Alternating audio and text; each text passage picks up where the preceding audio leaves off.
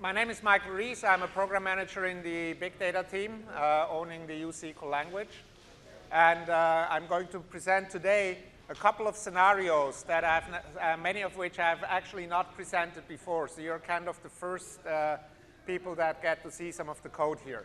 Even Brian, who is my team member here sitting in the front row, hasn't seen most of it yet. So let's see how the code will work and look like. Just to give you an overview, today we are going to go through four kind of scenarios that USQL is kind of designed to address. The first one is doing some custom row set processing using what we call a custom row set aggregation or a reducer. The second one is going to show you how to do JSON processing utilizing the JSON capabilities that we have published on our GitHub site. The third item is a little bit doing image processing.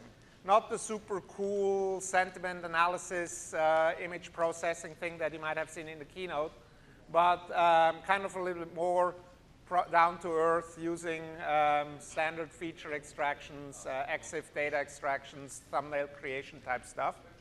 And then last but not least, I also show you how to call R from USQL. Not R server, but just how to deploy an R runtime and then do that.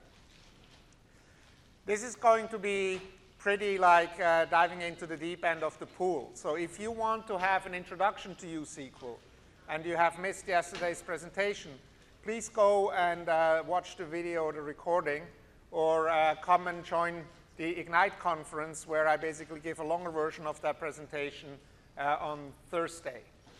So just as a kind of a caveat here. So the core aspect that makes all of these scenarios possible that I'm going to talk about is the USQL extensibility mechanisms that USQL provides. It starts out with USQL being based on the C# type system and therefore allowing you to write C# expressions inside your USQL scripts as the scalar expression language. However, obviously, if you want to start making reuse of your code that you're writing, you want to be able to package it up in user-defined functions, which we'll be seeing a few today.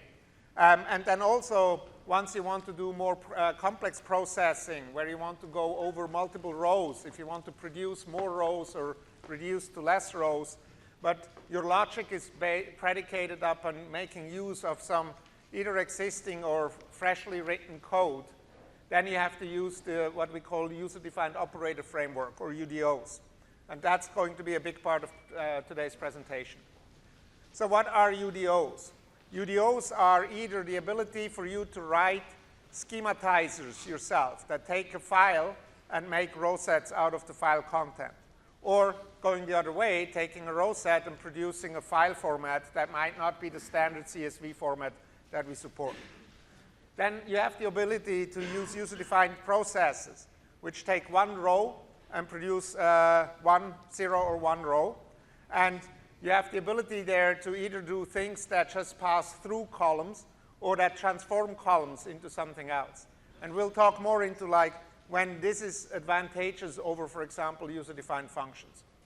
You can also do user-defined appliers, which takes one row and returns multiple rows. You normally use that in the conjunction with a cross-apply expression inside your USQL select statement. And then finally, you have the user-defined combiners and user-defined reducers. Combiners are basically a little bit like user-defined joins. So they allow you to take two row sets and produce a row set out of it, and then the implementation is basically your C# processing. And finally, user-defined reducers are taking n rows and return m rows back. Now, normally the result is smaller than what you pass in, but there is no like guarantee that this is the case. So if you produce more than more rows out, at that point in time, you might want to make sure that you are hinting some row count or so. Otherwise, the optimizer might make some assumptions that may not be what you're kind of hoping to get. And besides implementing then in C#, you have now expressions in the USQL language that give you the tie-in into the USQL script flow as well as giving you the abstraction that does the scale out for you. So while you're writing an extractor, for example, you're not writing it with knowing how many nodes it has to run over. It basically, the only thing you say is, does it have to see a file in its entirety or not? And if it's not, it will get scaled out once the file hits 250 megabytes of size or so. Here is a quick UDO model breakdown.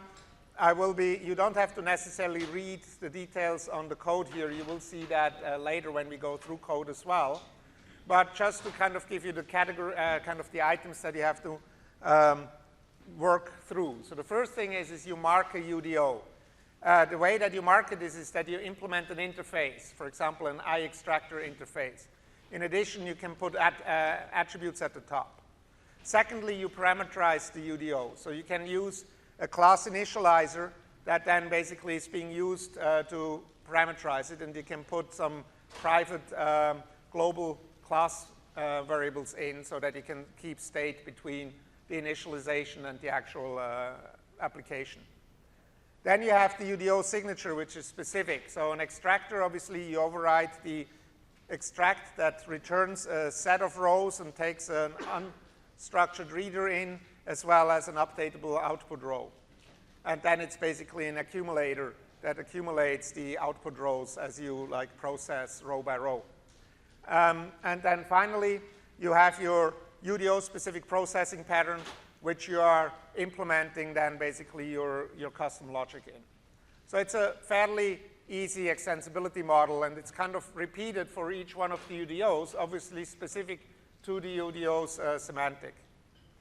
And finally, in all the UDOs, you always have access on the row sets, both in terms of what writing into the row sets, but you also can look at and take action on basis of the row set schema. So you can always see what is not only the input row set in terms of its value, but you can also see what is the name of the column that you're passing in, what is the type of the column that you're passing in, what is the name of the column that you're expecting on the output, what is the type of the column that you're expecting on the output. So you can build very complicated and generic processors and extractors, etc., which give you a lot of flexibility. However, as you will see, most of the time, the things that you write are actually looking pretty simple. How do you specify UDOs? You will see both of those during the demos. The first one is our Visual Studio tooling has a notion of what we call a code behind. Code behind is just the file that is somewhat tied to your script in the Visual Studio development experience. And you can put your code in there. And when you deploy it, the tooling will basically create the assemblies and tie everything together for you. And we'll take a look at that during a demo to kind of see how that actually happens in real time.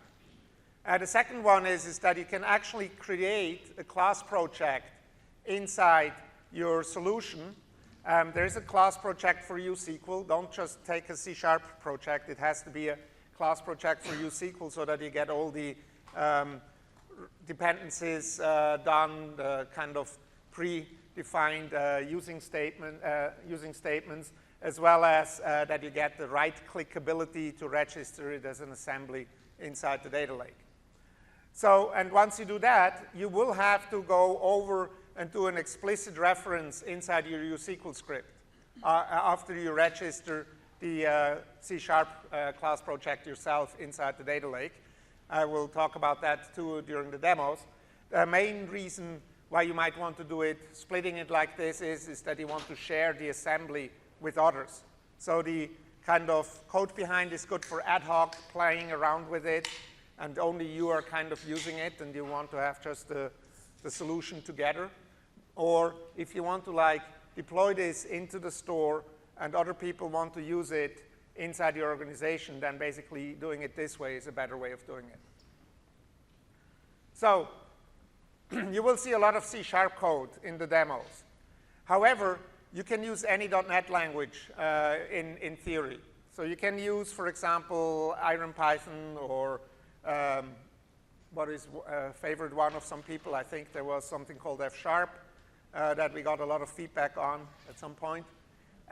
You can write your extractors user-defined functions in F# if you want to.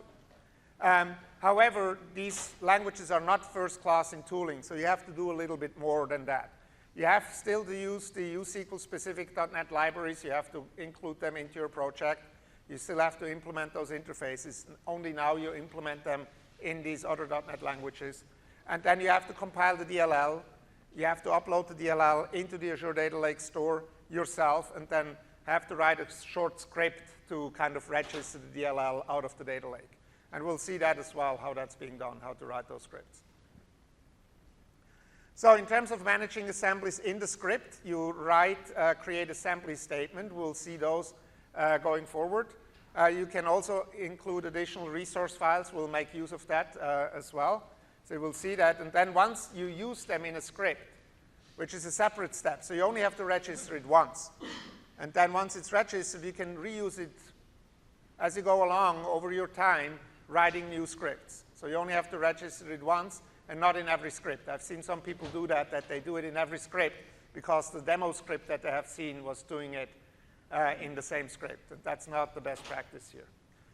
You can also reference .NET Framework assemblies. Many of them are preloaded, but because we want to minimize the amount of data that we have to load onto every vertex when we're executing that in scale out, some of the other system libraries might not be preloaded, and at that point in time you basically have to say reference system assembly, and then we make sure that they get deployed as well. If you want to see which assemblies you have an SDK that allows you to do enumeration of metadata objects, that also allows you to enumerate what assemblies are there. For example, PowerShell commands are provided for doing that. And in the USQL Studio Server Explorer, I will show you how you can look at them. And there you even have nice integration with Visual Studio, so you can like do some reflection on that.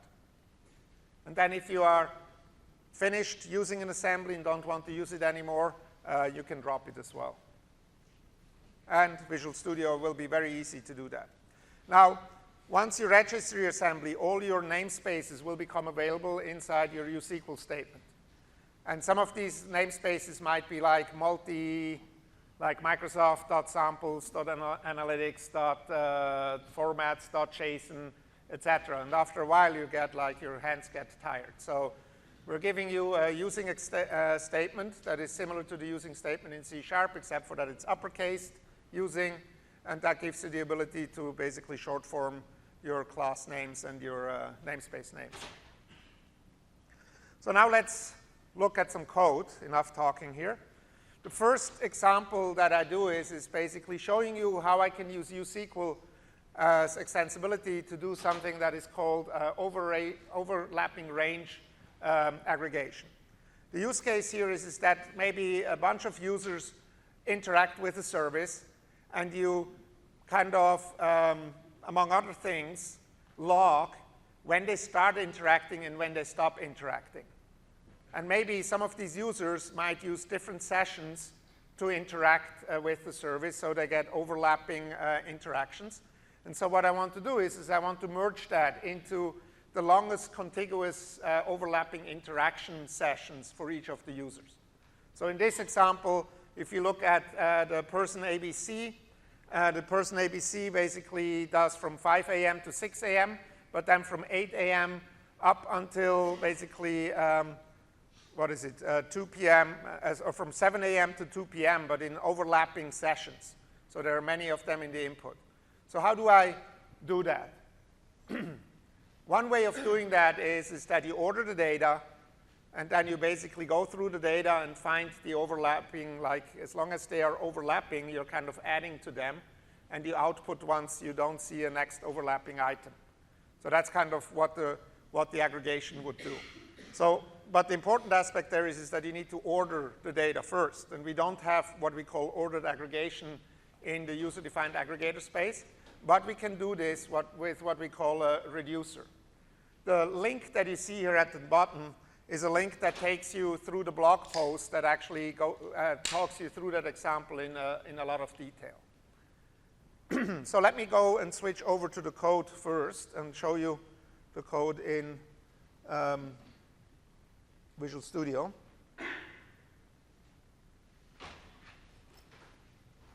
And if you look at the code here, it's a very simple uSQL script that you see. First, I schematize my text file that contains these ranges. And I just use a standard text extractor here, uses a non-standard delimiter. It's using a dash. And then I do the reduction. Now, what this reduction does is it basically takes the begin date time and end date time and the user, and it partitions that input data and produces the same schema again, and then it partitions it on user. So that means every user will get its own reducer instance. Now, in this case, I don't have a lot of data, so everything will be running in one instance. But if I have, let's say, a really long log history of a very successful service or so, this might go into the megabytes, gigabytes, potentially even terabytes of data. And at that point in time, the partitioning that I do on user is both good and bad, because it allows me to scale out. Each partition can be processed individually on a per user basis, but I might have data skew in that. Because one user might be very active with the service, and another user might only come to the service once in every like 2 months or so. So in order to be able to do that, if the reducer is capable of basically being associative, meaning I can do sub-aggregations and then aggregate the results of these sub-aggregations, I can build what is called a recursive reducer, which then allows me to partition even the data on these really huge data sets into smaller units so I can get better scale. And we give you all that framework, and I will take you through. Now, here in this case, the only thing I have to say is pre-sort on the begin value, so I get it ordered, and I partition on user.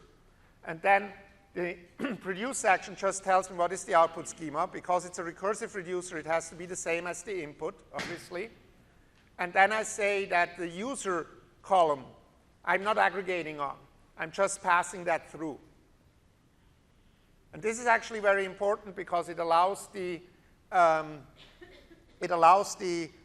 query optimizer to push predicates through.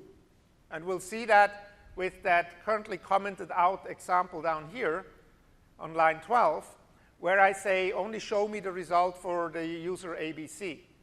Now, normally, user code is not accessible to the optimizer. So the optimizer doesn't know if the user gets changed inside it or not. And by basically saying that it's read-only, I basically tell the optimizer, it's fine if I have a predicate on the user, I can move that before the reducer, which obviously will be very beneficial because it reduces all the amount of data that gets processed inside that custom code. So let's take a look at first the job execution.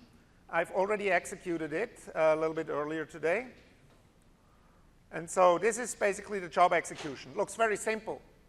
It gives you one vertex here that does everything, the extraction, the processing, and the outputting. And if I double click on this, you notice here, let me zoom in quickly. You see here the input, the extraction that gives me the schema, then the sort, which is the pre-sort that is being specified, then the reducer, and then the output. It's all in one vertex, basically. Now, if I run the script here with the selection active, then the script looks slightly different. The script looks on the outside the same, but now if I go into the node, you will see that there is now a filter transformer. And the filter transformer happens before the sort and happens before the range reducer. And that's important because that gives me the performance and scalability that I expect from a fairly good system in that context. So, last step, how does actually the reducer look like? Well, that's C#. So in this case, I did use the code behind. So you see here, there's a script.usql.cs, which is the code behind file. And that contains the reducer. So you introduce some namespace. You can choose whatever name you like. And then you implement basically a class of the iReducer interface. You mark it as a SQL user-defined reducers up here, and because in this case, I have an associative semantics of the processing, and I can have the same input as the same output, I can make it recursive, so that gives me better scalability. And then in this case, I don't have any parameters, so I don't have to set the parameterization, and I just override the reduce method on the interface. And then in here, this is just the standard processing here. So you see here, get date, it's getting the data, and it basically does all the processing that I mentioned earlier to kind of accumulate overlapping ranges. And then at the end, I'm basically outputting either when the previous interval is done, I output the result, or if at the end, of course, I have the last sentinel that I need to output as well. Now, when I submit this script, you notice in the script, I don't have any reference assembly. The only thing I have here is saying using new reduce sample range reducer. And so the system, when it submits the script, needs to do something. And so what it needs to do, we see when we look at the actual submitted script. So this is the script that gets actually submitted. And you will notice at the beginning you have to create assembly statement, which has some weird name, plus some binary string, which is the actual content of the assembly. And then it does a reference of that assembly. So what that does is it basically loads the assembly into the metadata store and makes it accessible with the reference statement for the compiler to resolve the names and then for the runtime to actually execute the code. And if you go down to the end, you will see code behind footer that basically does the cleanup, that drops the assembly again. So now, of course, once you want to kind of use the assembly forever, then at that point in time, you probably don't want to have this kind of hanging around. OK, so let's quickly go through here. We already talked about this. So pre-sort does the pre-sort of the input. The partition and scale is being done based on the reduction location. So you can either say on something, then that's partitioned. If you say reduce all, then one single vertex will see all the data, unless it's a recursive one. And then you basically declare the pass-through, which is important for optimization, and you have your user-defined reducer. In the code itself, you basically say if it works, if it's associative and has the same input-output schema, then you can specify that it's recursive, which gives better scalability. You implement the iReducer interface. In particular, you override the method. You have input row set partitions that you can access. So input is basically where you get the input data, and you can just loop over it on a row-by-row basis. You can get the columns, and you can set the output columns as well on the output schema. And as I mentioned, you can even drill into the input and output to see the schema context, like what is the name of the column, what is the type of the column, if you want to do specific processing based on the expectations that people provide. And then the yield return is basically always accumulating the rows until the input rows have been consumed, and then the reducer basically passes on to the next stage inside the vertex. Any questions so far? So then let me go on and talk a little bit about the JSON processing. Here the question is basically, how do I extract data from JSON documents? Unfortunately, not everybody is in the CSV world. A lot of people are using JSON or XML for moving data about, and so you want to have a way of extracting that information as well. Now, the JSON extractor that I'm going to show you and the JSON functions are available on our GitHub site on the link below here that you see on the slide. So if you want to go and play around with that later, you can do so. The samples are not yet up, but will be up once I finish writing the blog post about them, which might be tomorrow or might be a month from now. OK, so let me switch over to the code again. And find here first. So let me first talk you a little bit through the JSON assembly. So this is the project that we have on the GitHub. You see two folders, JSON and XML. The JSON folder contains basically the JSON extractor, a very simple JSON outputter. It just gives you a flat row kind of view of the data, and the JSON functions that you can use inside. And then the same we have for XML. I'm not going to dive into the XML one here. So what you do here is basically you take your JSON outputter. Let's go to the extractor first. Kind of go up here. So the JSON extractor is a very simple extractor.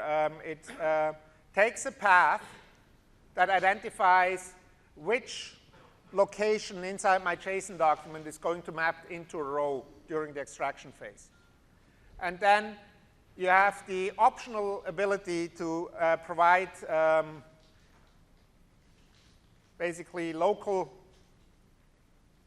locations by the schema. So the extract gives you the schema. It says person ID, camera model, whatever.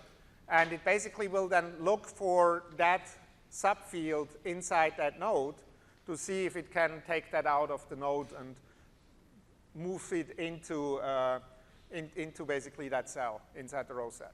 Now that means that the only thing that you can map out of these rows are JSON objects. So if you have an array or so, you basically have to or just a scalar value, you have to move up to the object level to be able to like extract it that way.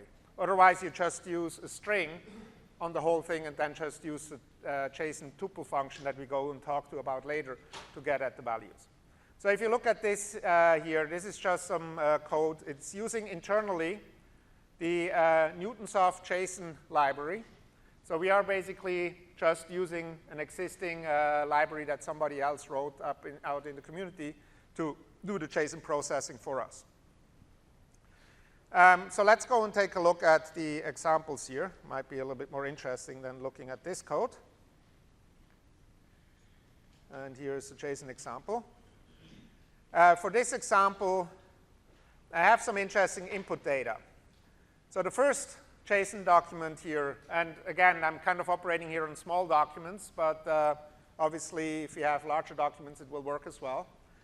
This is a very simple kind of single object. We have an object that has a nested object within.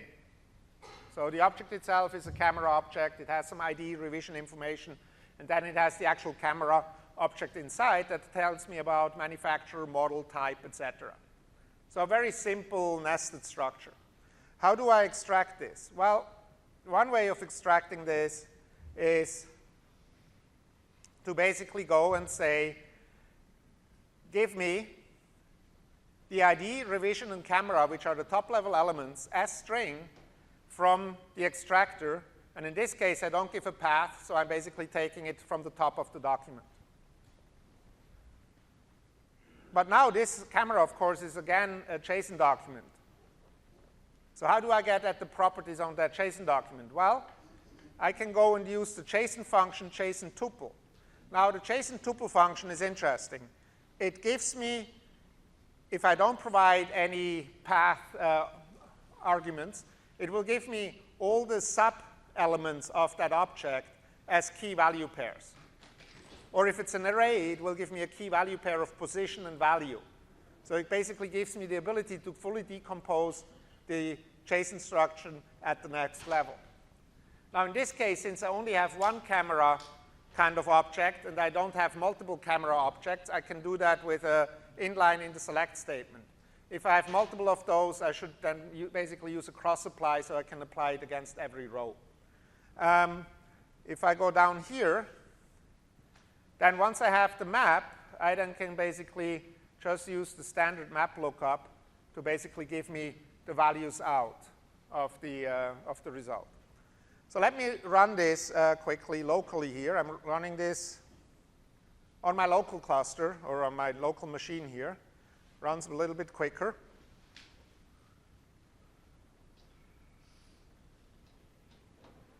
And so while it's building, let me also quickly show how I'm calling in. So as you can see, I have registered the Newtonsoft.json assembly inside a database, inside my data lake store, and I did the same for that formats assembly.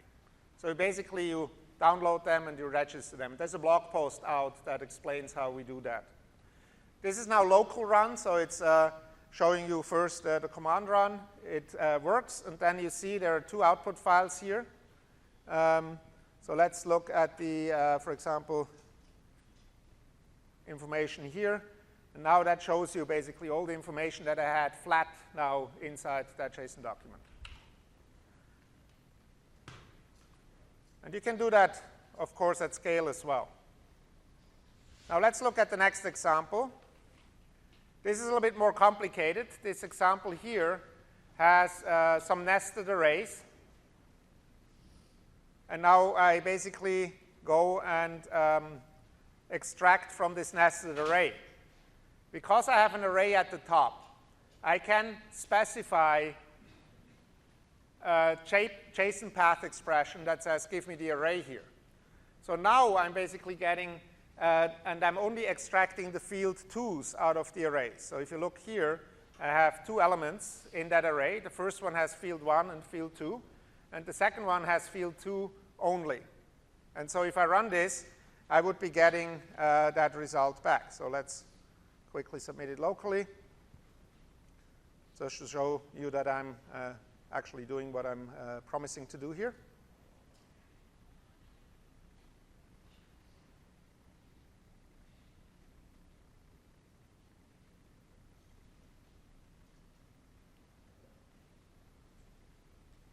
And if I double-click down here, now the preview here is a little bit broken because it has carriage return line feeds in it. But you now see that I get basically the field 2, I get these 2 fields back. So now let's look at the more complex JSON example here. This is a more complex example. So that's kind of taking the 2 things that we have seen together. So in this case, I have an array of objects which itself have some nested properties that are arrays again. So that's kind of a little bit more complicated. So I now have a list of persons, and each of the persons have maybe a home address and a work address. And they're both called address in the JSON document. So let's look at how I process this. So in this case, I want the persons inside the array. So I basically use here a JPath expression that says, give me the array elements and give me the persons within the array. And then out of these persons, extract me the person ID as an integer, the name as a string, and the addresses as a string. Then in the next transformation, I go and say, well, these addresses are actually, again, interesting basically maps. So I can extract the address from this map using the JSON tuple function here. And so now I have all the addresses within the addresses element. And then in the next one, I go and get at the values within the addresses. Now in this case, though, I have to, because I potentially have an address array here as a string, I have to use the JSON tuple function in the context of a cross apply. And then I get only, I'm not interested, because it's an array, I'm not interested in like 1, 2, 3, the keys. I'm just interested in the values of the arrays, and I'm not interested in the order of these values. So I'm just adding them to the explode here as well. And so I now have 1 row per address that I get down here. And then down here, I just promote the properties of the addresses that I'm interested in. So let's run that quickly as well.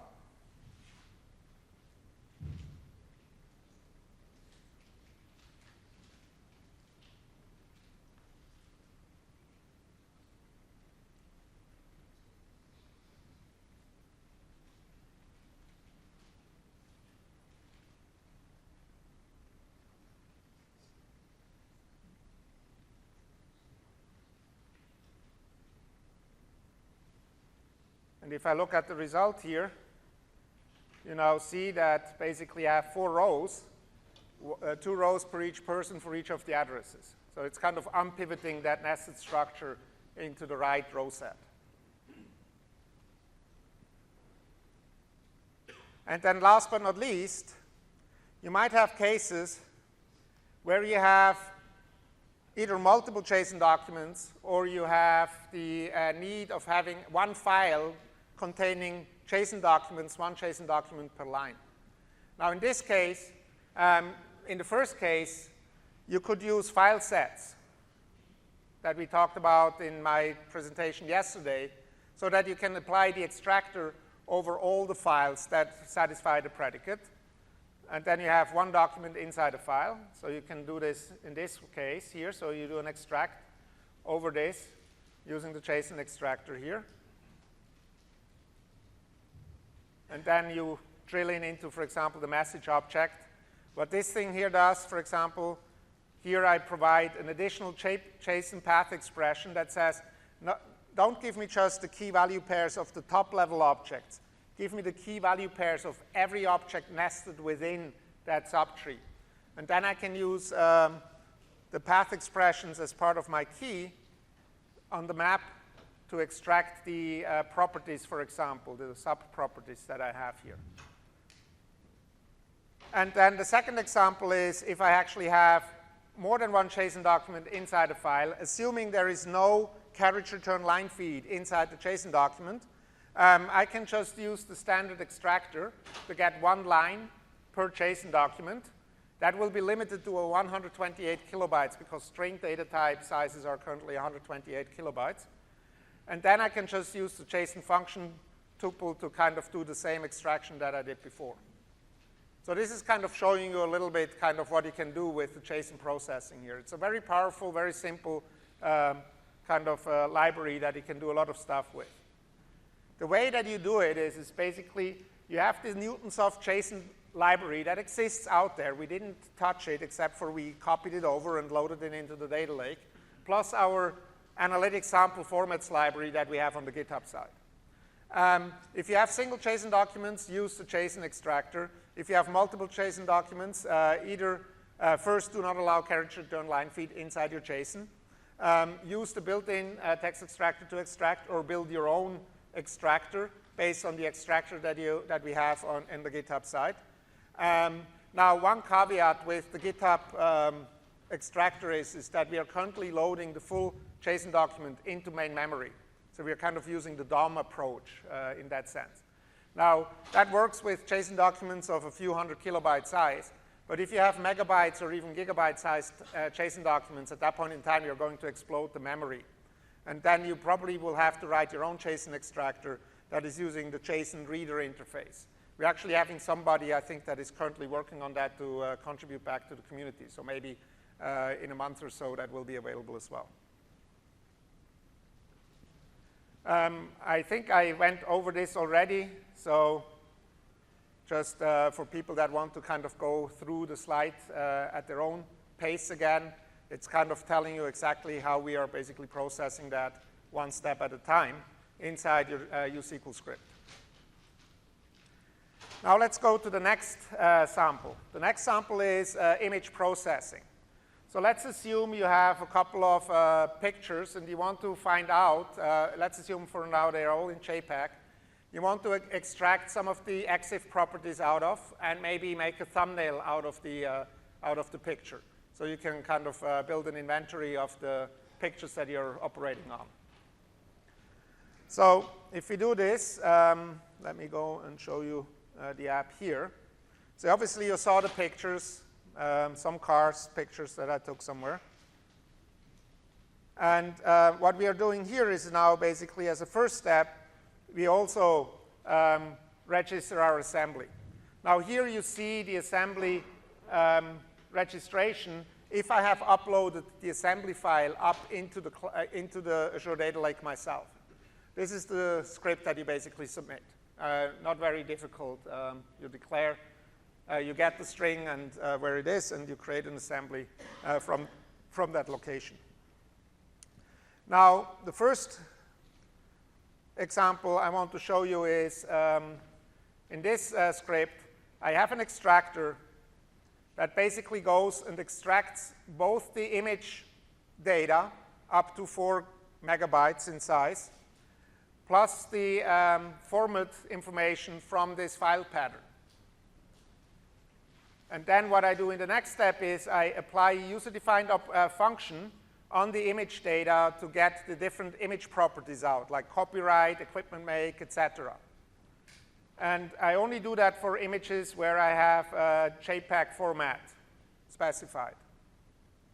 Maybe let me quickly run this while I'm talking about this.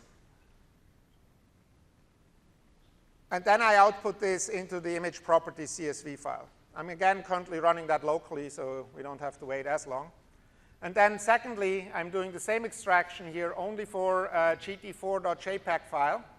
And here I use a UDF to scale this image down, and I basically output the file into a thumbnail.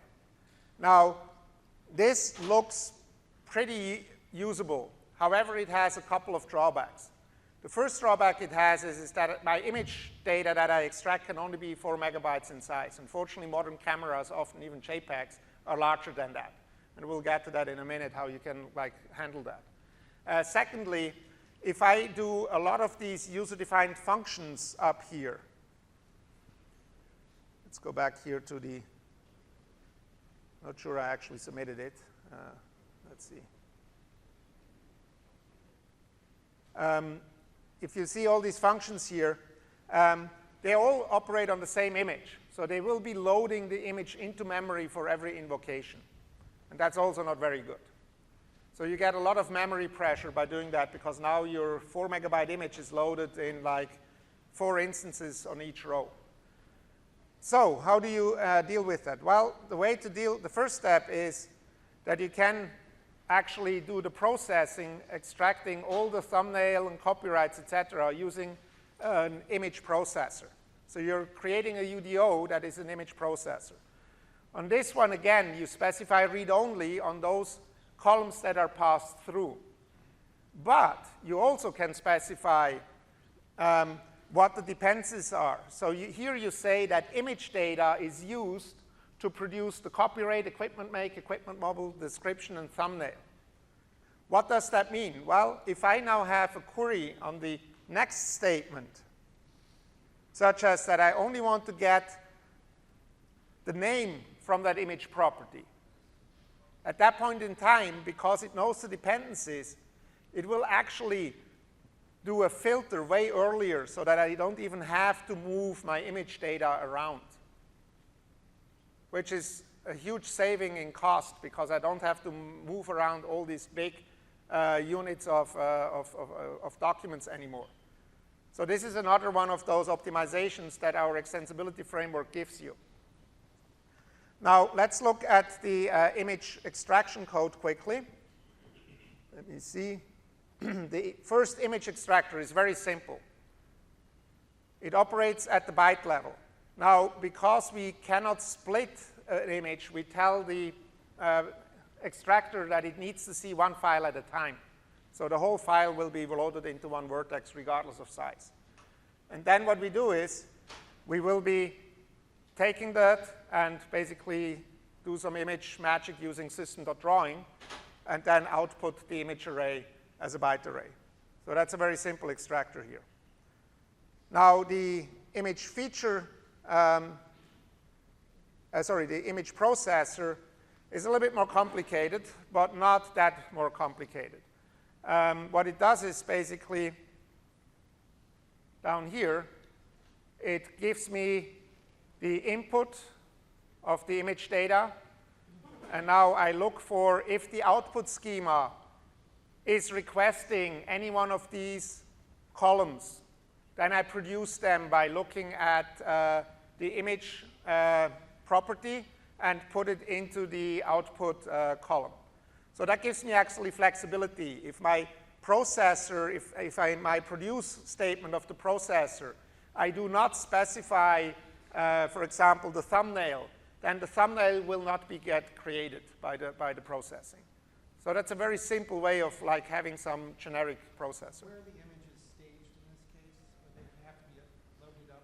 So in this case, the images are still staged in the extractor, so they're still flowing through. So you still have that extractor limit of 4 megabytes per image. But I mean, how does it get from the camera to? Oh, how do I get it from the camera into the Azure Data Lake? Well, that depends.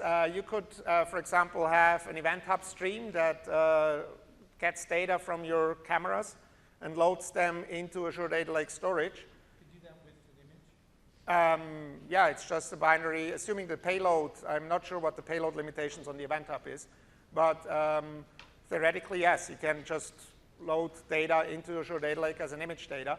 In this case, I just uploaded the files myself, but if you want to do that with, let's say, some automatic surveillance camera or something like that, you can do that, definitely. And so in this case, going back now, going to the third and last one on the images. Of course, I can do everything in an extractor. Now, if I do everything in the extract statement here, at that point in time, I do not have to worry about the 4 megabyte file limit on the file anymore, hopefully. There's still a limit, but it's much bigger. I think it's somewhere in the gigabyte range or so. So what this now does is it basically reads the whole file into memory in the extraction. And this image extractor, feature extractor here is very similar to the two things that we saw before. In this case, I give you the ability to parameterize the extractor with the scale width for your thumbnail. And then what I do here is I do the same thing as the other extractor did, which is basically get me the image, but then I'm looking, if the extractor is asking for any of these properties, then I'm applying the transformation right in the extractor. And that way, I basically then only flow the data that I actually extracted, so I don't have to move the whole image in 4 megabytes chunks through the processing. Okay, let's go back here. So this image processing assembly that you saw is basically just using system.drawing and exposes these extractors, output as processes, and user-defined functions. It is also up on the GitHub site, an earlier version. I will upload the new code that I've written over the last couple of days for the demo today, and so you can play with it as well.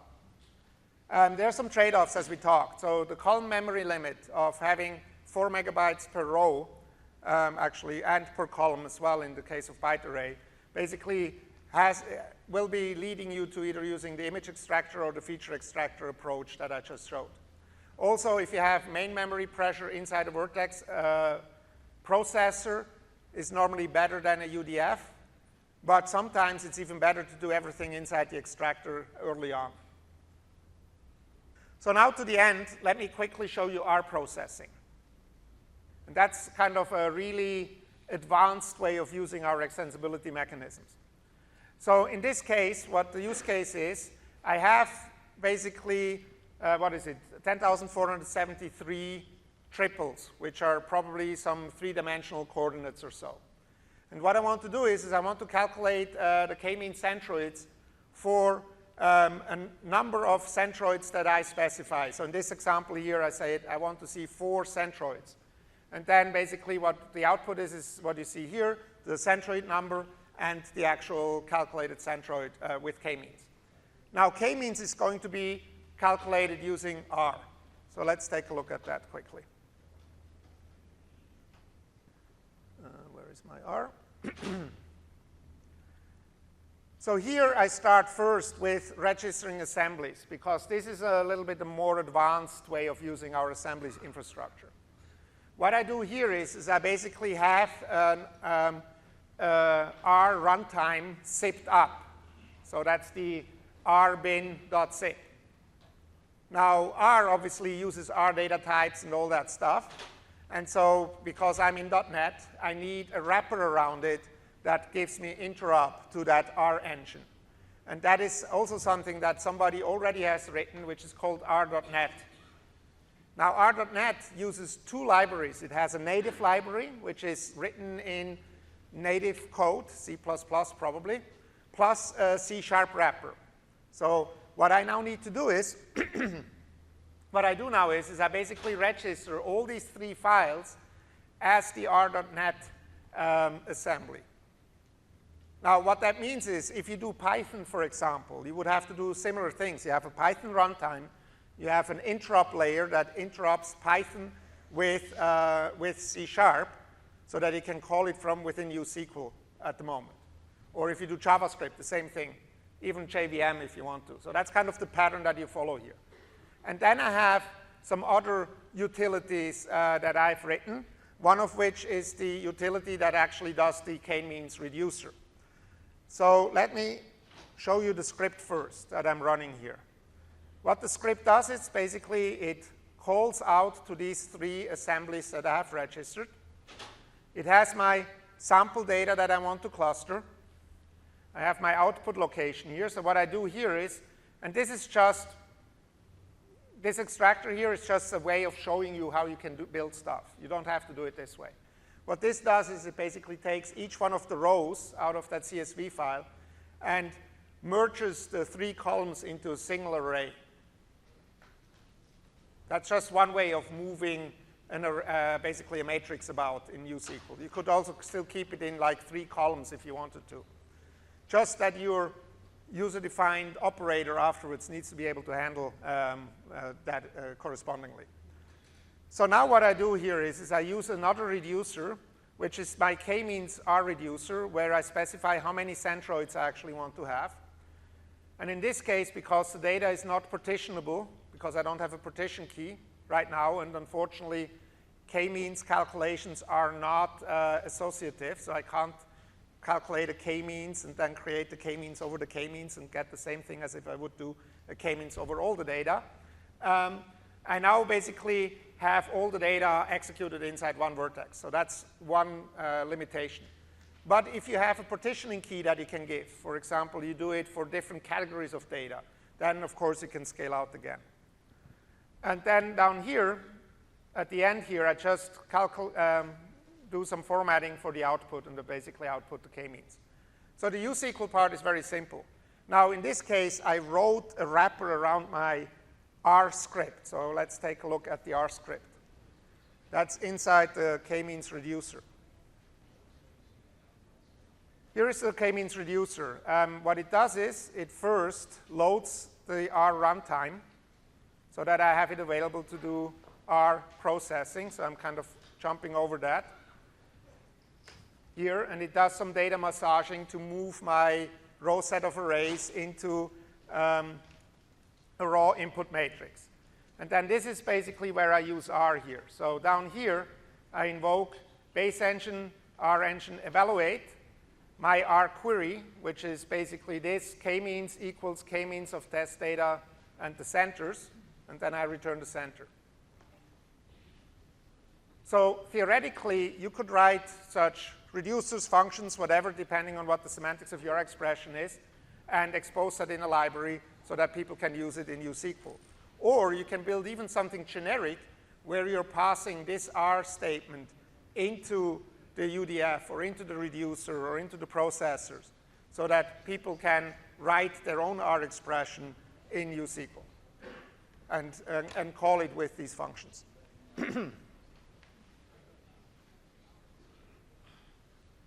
So let's summarize quickly. Here is the architecture. As you can see, the architecture is a little bit more complicated because we are having all these components together. As I mentioned, you can use this approach for other runtimes as well, so it's not just R that you can do so.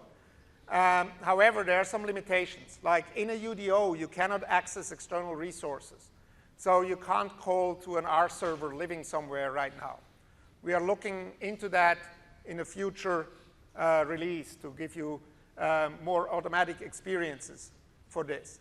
So what we will do is, over the next couple of weeks probably, is build some more samples on how to use R, Python, JavaScript, and also make them a little bit more generic than this k-means reducer, so to speak, hopefully.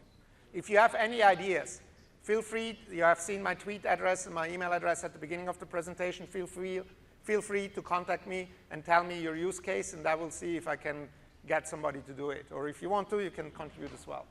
And the other thing is that we are looking at making this experience easier so that people that want to call into these languages don't have to build those wrapper and layers, etc. themselves, but give us just information that they have something that is written in Java or in Python or in R. And when you refer to it, we will do the wrapping and the type mapping and the runtime deployment for you. Right now, it's a little bit more of a manual process, unfortunately. So to summarize, UDOs are basically the way for you to extend your uSQL experience for the data and with the business processes that you need to do.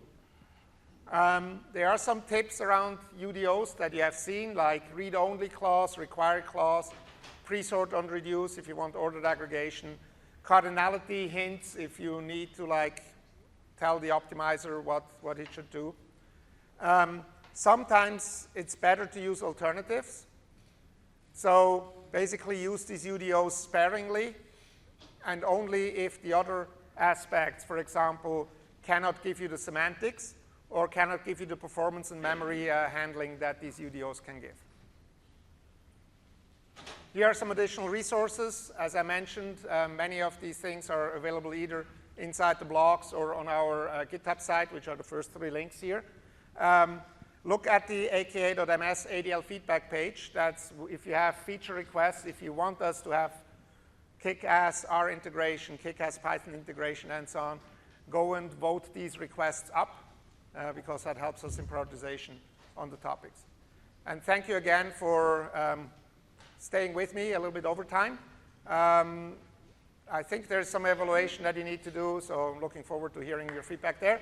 And otherwise, I will be here for questions.